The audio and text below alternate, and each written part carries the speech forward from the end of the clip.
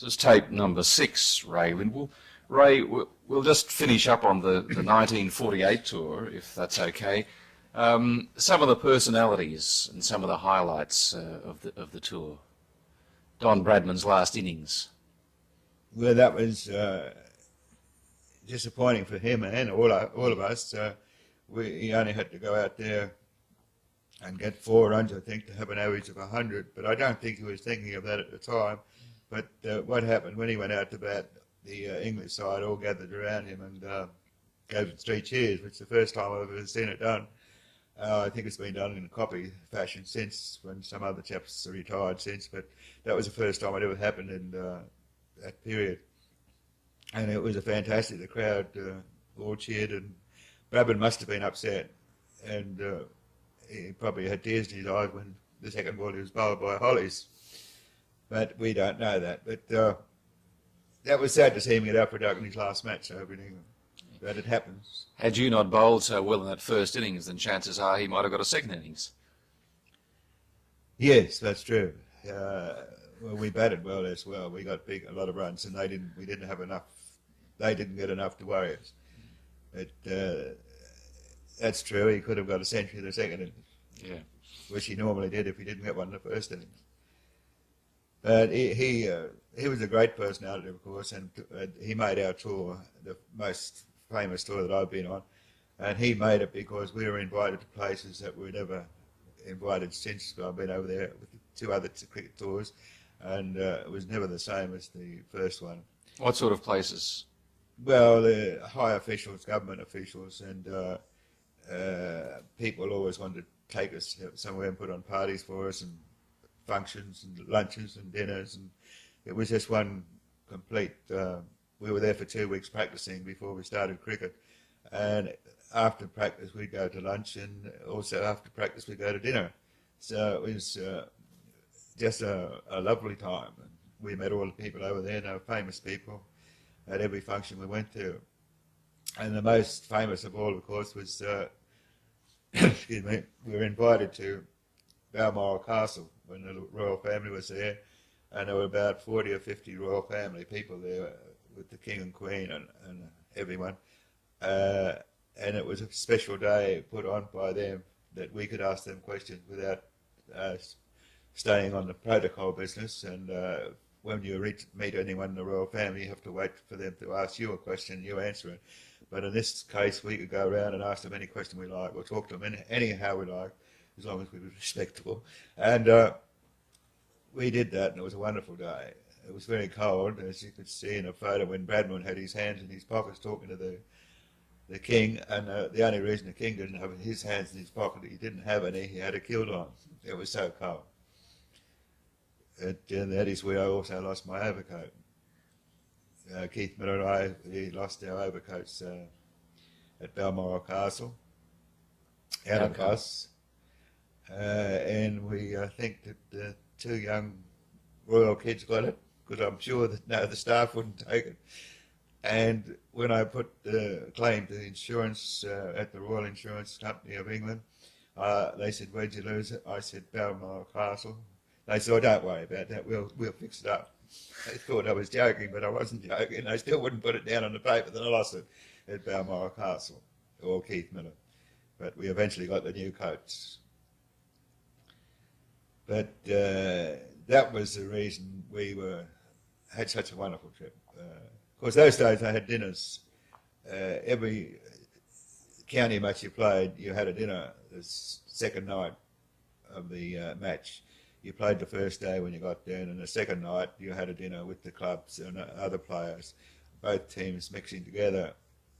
And you got to know the players, and it was better than what they do now. They don't have any dinners now, and they don't have many functions.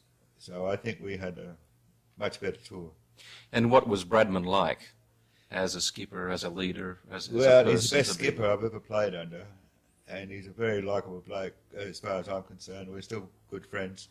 I got a letter from him the other day. I sent a card for his birthday and a letter, and he wrote back in a very nice letter and wished my health good for my foot, and still gives me a little bit of advice now and again. He must have been also able to give you a lot of advice on your first tour, because it was his last tour of England. Yes, well, he was a very handy cricketer, and he knew a lot about cricket. And he didn't force his opinion on you. He suggested things, and he asked you a question without you knowing. He'd say, "Don't you think, or do you notice that, say, Edrich, when he plays forward to you, puts his foot across his body instead of straight down the wicket?" And I say yes, and officially I haven't noticed.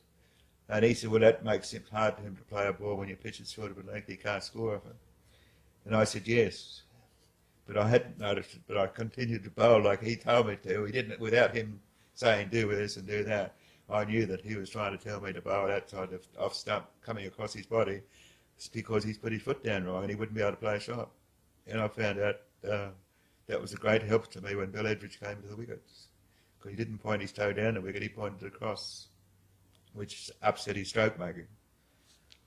So Bradman had this ability to detect weaknesses in opponents. Yes, and he also said the first match at Lords I played when it was also Bill Edrich came in.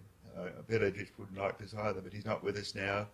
But he said to me, I used to put the chap at square leg a little bit behind the umpire, about 5 yards behind the umpire, and he said to me when Bill Edrich was batting, "Don't you think you should put him about 5 yards in front of the umpire, the other side?" And I said, "No, leave him where he is." And sure enough, the ball went right where Bradman was saying when he hit it, mishit it straight where Bradman. And I said to Bradman next time, I said, "We can put that fellow around in front of square leg now if you like." He said, "You can forget it now." He said he won't do that again. So we didn't put him around in front. But he noticed he knew where Bill Edrich's weakness was, if he was going to play a bad shot early in his innings, was in front of square leg instead of behind, which I didn't. And he told you in a way that he didn't tell you, but by talking to you, you knew that what he wanted was the chap in front of square. And so next match you played him early and then you put the chap in front. So you enjoyed playing under his captaincy? Yes, oh yes. Well, it was an honour to play in his team. He was such a famous man. And we were only juveniles compared to him, and we were only our first tour. And he was, well, he's a legend in his own lifetime, well before anyone else. And he'd only what we'd read about who he was, and it was an honour to play with him. And we respected him, I think everyone did. And we had a great tour under his leadership. And he looked after everybody, every member of the side? He did. There's rumours in the press about 2 chaps in our team that had words with him. But one I know, the words he had was on the field. He didn't have words at all. He just threw the ball back to him. That was Keith Miller when he had a bad back at Lord's match. And after seeing me bowl the first over, Bradman said, "Would you like to go at the other end, Keith?" And Keith just got the ball and held it for a while, threw it back to Bradman. He said, "No." He said, I said I wasn't going to bowl, you know. But Bradman thought he might have a bowl because the wicket was a little bit better to bowl than what Keith would have thought. And Keith threw it back, and that was the only thing that went on, but there was a lot of words about that in the press about Miller refusing to bowl. But he didn't refuse to bowl. He was told Bradman before he got on the field, or Bradman knew he wasn't going to bowl. But Bradman thought the wicket was doing a little bit and Keith might want to bowl. And to get a little bit further ahead, that happened in 1954, when Ian Johnson was 56, I think it was. Ian Johnson was captain. And Keith Miller wasn't going to bowl. And I bowled the first over and got a ball to kick and off a short of a length. And Keith said to Ian Johnson, I said, "I think I'll give it a go, Ian." And he had a sore knee, he couldn't bowl, but he bowled 9 overs, 3 for 5. So it could have happened in 1948, but it happened in 1956. I think that was right. It might have been 53 or 4 again, but 54 it might have been. Was it a happy side, the 48 side? Yes, I think it was very happy. We had some wonderful times, and it was a relaxed tour because luckily we were winning. And it's easy to play when you're winning, and easier to relax because whatever you do at night, if it's not right, no one says a word about it if you don't lose the match. Yeah. But if you lose the match, they might say a word about it. We didn't lose, so we didn't get told off. What about people like Colin McCool, for example, and Doug Ring? Did they really feel that they got to go, considering the fact that you had that new ball rule, which worked to your advantage? Well, they didn't show any feelings against the new ball, but I know that naturally, if you don't get a game, you don't feel 100%. But they were doing a wonderful job for us. When we were playing a test, they sang the songs for us. But they invented a few songs for us, as a matter of fact, and they were very good, lovely, and I don't know what they felt like, and they didn't show it. But I know that when you don't get a game or when you're not doing so well in the tour, it's not the best place to be. But they didn't show it at all. It was a very happy tour. You had two top wicket keepers on that tour of England. Yes, well, Don Talon and Saggers were tops. Saggers played in the fourth test, and Talon played in all the others, I think. And they were both very good. Now, how would you compare them? Well, I think Talon was better than anyone I've ever seen, so he was naturally better than Saggers. What made him so good? Well, his footwork, and he was... they're all good. All the week he was a good naturally. They wouldn't get in the team otherwise.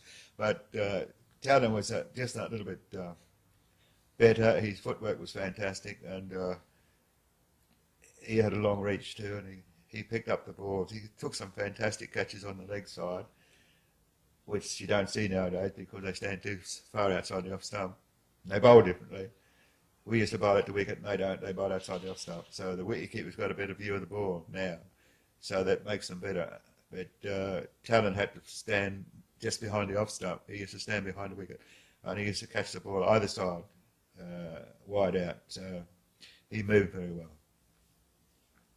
His anticipation was good. And he was very helpful. He knew the batsman's weakness, and he'd tell you what to do if you didn't know the player, or if you didn't watch the player. He'd tell you what his weakness was, and you could more or less, he'd help you get a wicket now to go. He wasn't bad with keeping the slow bowlers either. He's fantastic. He was quickest wicket keeper I've ever seen. And naturally, the slow bowlers bowl a lot more than they do now, so he was a much better keeper to slow bowlers than what they are now because they don't get much practice. But why is that, Ray? This is a diversion, I know, but why? Well, that's just the way they play cricket now. That's all. They don't want the runs to be scored. They keep the runs down instead of, instead of getting 300 runs a day, they want to keep them down to 200, which is not too good as far as I'm concerned, because I'd rather see 300 runs a day than 200 runs, except when I'm playing against them. But when I'm watching cricket, I'd like to see a run scored, nearly a run a minute. Not quite a run a minute, because that's pretty fast, but if you get 300 and 360 minutes, it's good cricket. But if you only get 200 runs in 360 minutes, it's not good cricket, unless it's an intense fight. But normally the cricket's too slow. They don't play the shots they used to play now because the bowlers bowl differently. They bowl more defensive. And they bowl fewer balls than over too.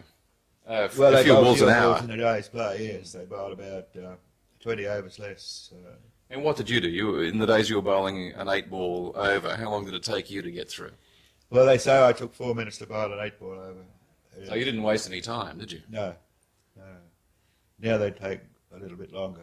Yeah. Was that because your run, by some standards of some of today's quick bowlers, was fairly short, wasn't it? Although well, I remember seeing you yours the long ones today. Mine was 16 paces, which is I suppose about 16 yards. 16 running paces or 16 walking steps? Paces, steps back. I used to measure 16 paces, and well, they run up to 50 paces now. Some of them, and are not necessarily any faster because of it. Well, I don't think you get any faster. They must be fitter, because I don't think I'd like to run 50 yards up and down every ball. But they still bowl the same speed, but I think it wastes a lot of time. And they stand up, they bowl the ball well, they follow through.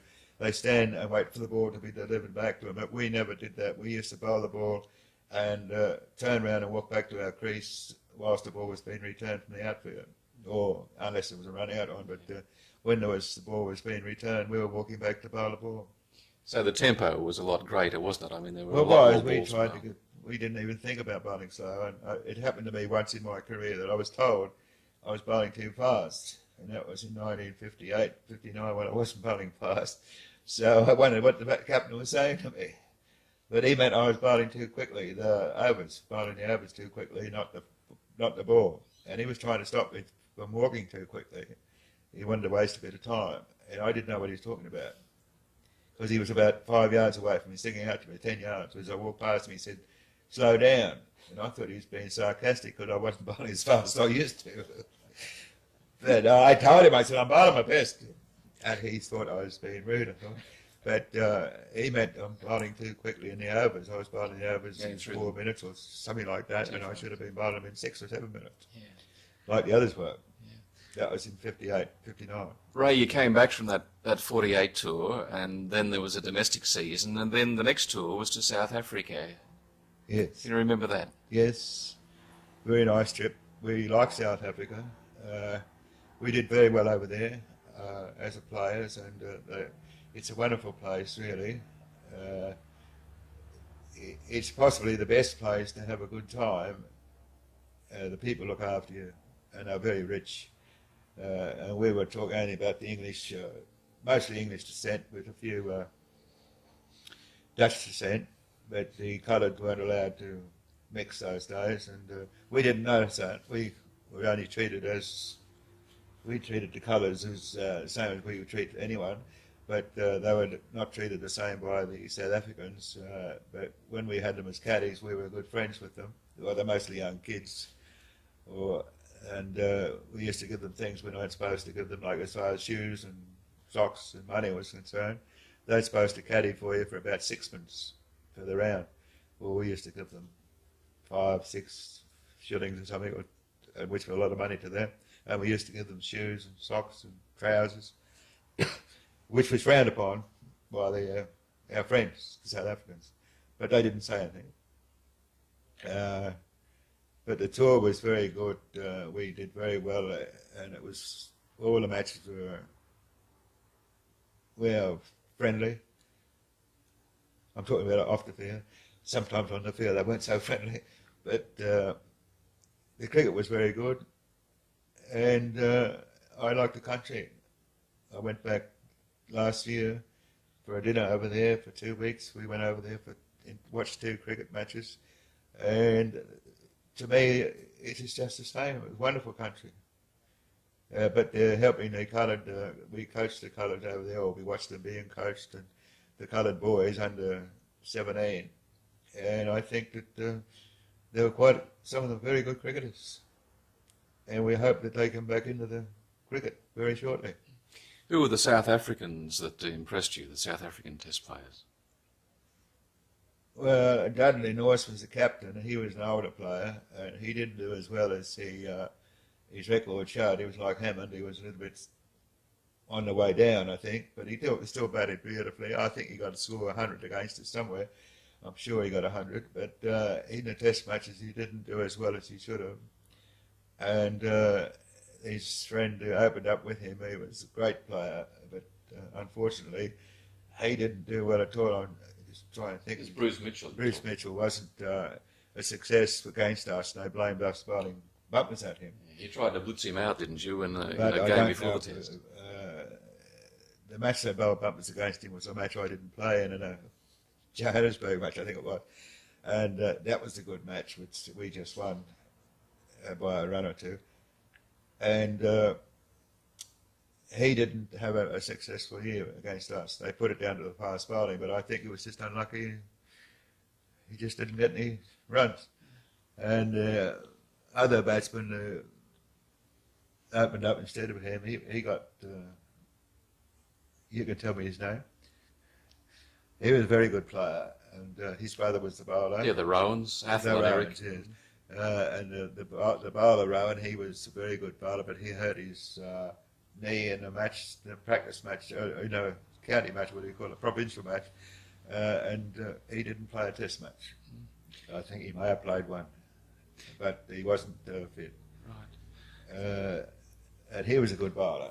That was Lindsay Hazard's first tour as an Australian captain. He succeeded Don Bradman. Was there a difference in attitude and outlook Well, we were playing against what we thought then an easier side, and it's much easier to captain. We were going to win every match by the look of it. We nearly lost one, but it looked as if we were going to win the test matches, and it's pretty easy to. Well, I suppose it's easy to be a good captain if you're winning. Hassett is a good captain, was a good captain, and he did everything right. And I don't think he's as good as Bradman, but I don't think he did much wrong. I kind of think one of the reasons I got a reason I can't think of it. I think he took me off when I should have got a wicket. I know I did get dropped over there. Yes, that's one of the reasons he was a selector. Yes, why did you get dropped? Well, there's a strong reason that I was dropped that to give the other chaps a game. We'd won the series and we were asked to be dropped. Keith Miller, Arthur Morris and myself were going to drop out for Alan Walker, Jeff Noblet and the opening. Alan Walker, Jeff Noblet, and was there another one? And the opening bat. Maroney, Morris, Archer. Ken Archer. I think it was Ken. But anyhow, the three of us were going to drop out. We were asked would we drop out the last test. And I didn't want to drop out. Naturally, I hate dropping out of any match. And we had to say yes. And when the team was picked, there was only one dropped, and that was me. That was to put Jeff Noblet in. You took 12. Because he was going to retire, they thought. And he hadn't played a test match. But anyhow, I wasn't too happy, but that was the only thing I had against Hassett. Our attitudes were a bit different in those days. I mean, you didn't drop people for sentimental reasons to give somebody a go, did you? Well, certainly not today, you don't. I was asked by a certain chap, that was Mr. Hassett, what would Jeff Noblet bowl well on that wicket? Because I'd bowled well there in a provincial match before, and the wicket was the only wicket that had a little bit of grass on it. And I said, yes, of course he would. He'd bowl very well. And I shouldn't have said that because he got in the team and I didn't. Ray, you took 12 wickets off 94 overs in those 4 tests, as opposed to 27 wickets the season before in England off something like 222 overs. Yes, but I... you didn't bowl as much. Well, I was injured. Right. I had a back and groin injury in South Africa, and I was overweight. Because of the back and groin injury, I couldn't train before I went to South Africa. And when I got to South Africa, I couldn't run. And I was overweight a little bit, and I wasn't bowling as well as I should have been. And that was possibly the reason why. So you weren't really at your best on that 40, that tour of South Africa? By the time the 5th test was come, when I was ready for them, and the wicket was the only wicket was worth bowling on over there for a fast bowler, that was the match I was dropped out of. So I was a bit upset. Sure. I might have got my 20 wickets if I had played that match. Sure. You, next year, the 50-51 England side came out, Freddie Brown's tour.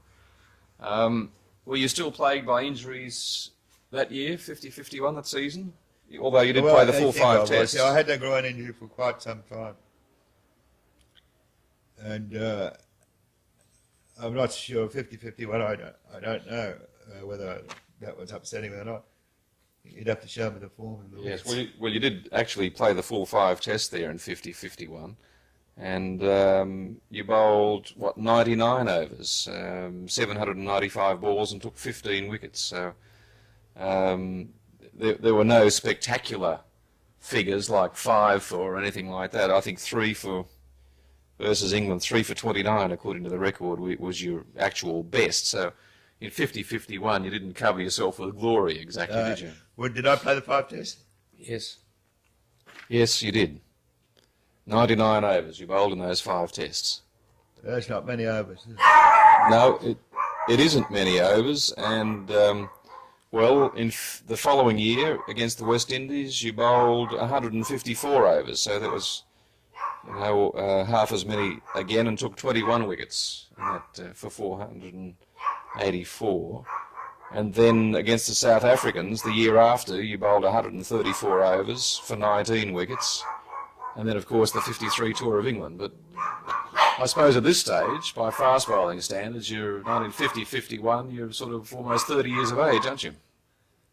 Yeah, I was about 30 then, yes. Were people writing you off at that stage because of your age? I was on a cricket bat. In 48, I got put on a cricket bat in England. And when I left England in 48, they never thought I'd come back, and they never paid me. And I didn't know I was still on the bat until I got over there in 53. So I had to get my 12, I promised 12 bats a year for my own use. And I hadn't received them. I hadn't received any money, so I just got my 48 bats and took them home and sold them. We don't tell that. But they didn't think I was coming back. Is that right? So I did get back, and I got back the year after 56 as well. That's right. So even from at that early stage, you did have an injury problem. I mean, it was always a possibility, wasn't it? You know, you talked about your problem there in 48 with muscle problems on the tour of South Africa, and your age. I mean, at 50-51, all of a sudden you're 30 years of age, and it was beyond the expectations of very many so-called experts that a person in their 30s could still be That's true, a great fast bowler. I was often called a veteran. I was called a veteran my first time when I was 23 years of age. And but I didn't mind that because I got a few wickets that day. But they always write you off if you won't last the next year. And I suppose when you got an injury and you're not bowling as well as you should, they can see that you're no good anyhow. So they think they're right. But when you get better again, you can still play all right. So you get a few more. Did you have a lot of trouble with press speculation in those days? I mean, did this worry you, these constant headlines that... Well, I don't think I worried too much about the press. Unless they praised me up, then I didn't worry. I believed that they were right. But they didn't put me off when I was doing all right. But it's when you're not doing very well, if they write badly about you, well, that doesn't help your system very good. And it makes you try harder. So I don't think, if you've got the right spirit, you'll try harder and you do better. Shh, we might just play that back to see whether we've been outgunned by your dogs. Okay, peace again. Ray, between Freddie Brown's 50-51 tour and the following season when the West Indies came out, John Goddard's team, it was a very special year for you because you ended your status as a single sportsman. 1951. June what? I got married in 1951. Mm-hmm. How come? Tell us all about it. 15th of June. Yeah. Well, I married my little wife, and she's a lovely little girl. She's very young. Had to be very young for me to look after me, I suppose. And we met at a cocktail party for Bobby Locke, as a matter of fact. And Slash News put on a cocktail party, and we were playing cricket up here, and they put on a cocktail party for Bobby Locke playing golf. This was in Brisbane? Mm-hmm. In Brisbane, yes, where my little wife came from. And I happened to meet her there that night, and we continued on for about another year before we got married. So this was almost a, what would you say? You wouldn't call it a whirlwind courtship or a long-distance courtship or something, was it? Well, it'd be long distance because I was living in Sydney and she was living in Brisbane. And I only saw her that few days we were playing cricket up here, and then I think I saw her again up here, and then she came to Sydney to watch a cricket match, which she didn't like very much, so she must have been coming down to watch someone in the cricket team, and it happened to be me. And, so she didn't like cricket at that stage, but that must have made life fairly difficult for her then if she wasn't keen on cricket, and she's married to one of Australia's greatest test cricketers. Well, she's keen on cricket when test matches, and she goes to cricket matches now, but they're all test matches or shield matches. But and she enjoys the company and likes cricket, but I don't think she's still a 100% cricket fan. She prefer to go out and buy a dress instead of watching cricket, I think. Sure. So you were married in June of '51 and moved to Sydney. What, back to Hurstville? Where were you living then? Well, we were living in Hurstville with my sister. We'd stayed there for a while before we went to England with the Lancashire League. I went over there to It was play '52. Lancashire League. Yeah. We lived in Sydney at Hurstville, where my home, and my sisters. I had two sisters there then, and we stayed there for a couple of months. Then we went to England for about 6 months. Came back. I went overseas again. Peggy, my wife, came up to stay with her mother. Then I came back to Brisbane, and we shifted up here in '53. Right. We'll talk about that a little later on. The 51-52 West Indian tour saw the three Ws, Weeks, Worrell and Walcott, and that was another eagerly anticipated battle between you and Keith Miller and those three batsmen. Well, it was they had beaten England in England the season before they came to Australia, and they had the reputation of the world's best cricketers on their performance in England, and we were anxious to see how good they were, and a little bit frightened of their big scores and their reputation. They had two wonderful bowlers, Ramadhan and Ballantyne, plus their other bowlers, but they were outstanding. And the matches were very close, and it was very good cricket, and they're very nice chaps, and it started a friendship with the West Indian people. Yeah, you took what 21 wickets in that series, 154 overs, 21 for 484, average of 23. So you did fairly well against Weeks and Worrell and Walcott that year. Yes, I had my share of wickets, yeah. I enjoyed playing cricket against the West Indies because they played it what we call the Australian way, as far as the English played a little bit more defensive than the West Indian players do. And it was, well, I think it's better to play cricket against offensive players than defensive. And I enjoyed the cricket very much, but I enjoy any cricket anyhow. But I did enjoy playing against the West Indies.